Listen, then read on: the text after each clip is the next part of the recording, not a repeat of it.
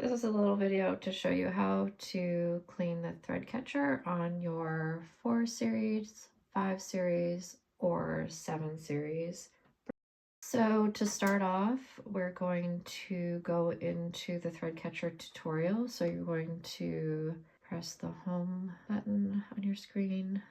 Then you want to press the gears. Then you're going to press the sewing machine icon, then the little wrench. In here, this is where your maintenance is. We're going to press the little brush. And now we're in the thread catcher tutorial. So this walks you through all of the steps, how to clean a thread catcher. And up here, you can see the little breadcrumbs, the path that we took to get here.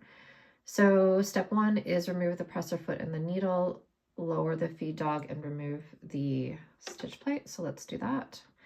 So removing the presser foot, so just a little switch back here, drop your presser foot off, remove the needle, so just turn the little screw at the needle bar and then drop your needle out. We're going to lower the feed dogs, and that, in case you don't know, is just on the very side of your machine. So to lower the feed dogs on your machine, we're just going to press this and that'll drop the feed dogs down. And then to remove the stitch plate, the easiest way to remove your stitch plate is there's a little target button right here. So if you just press that really firmly, that just starts to pop off the stitch plate and you can just pull that straight off. And then once that's off, we'll just scroll down a little bit here. And so this part here, it says select the link. And this is just letting the machine know that you're going to clean out the thread catcher. So you just want to press this and you're going to see the little hourglass show up. So I'm just going to press it really quickly. It pressed and showed up there. So that's now set up. And then you're going to press the thread catcher button. So that's just the little scissors at the very front. So that's going to open up the thread catcher, and you see that that just swung open. And now you can get in there with your brush.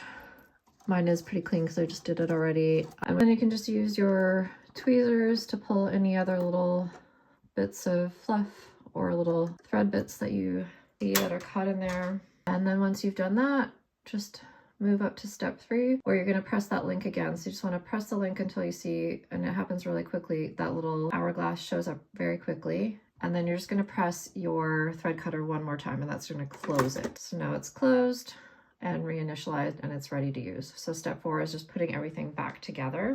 So stitch plate's going to go back on, and I usually put in the stitch plate with one side aligned, and then it just can pop it into place. It's got a pressure fit, and I can see there's a little bit of extra lint in there.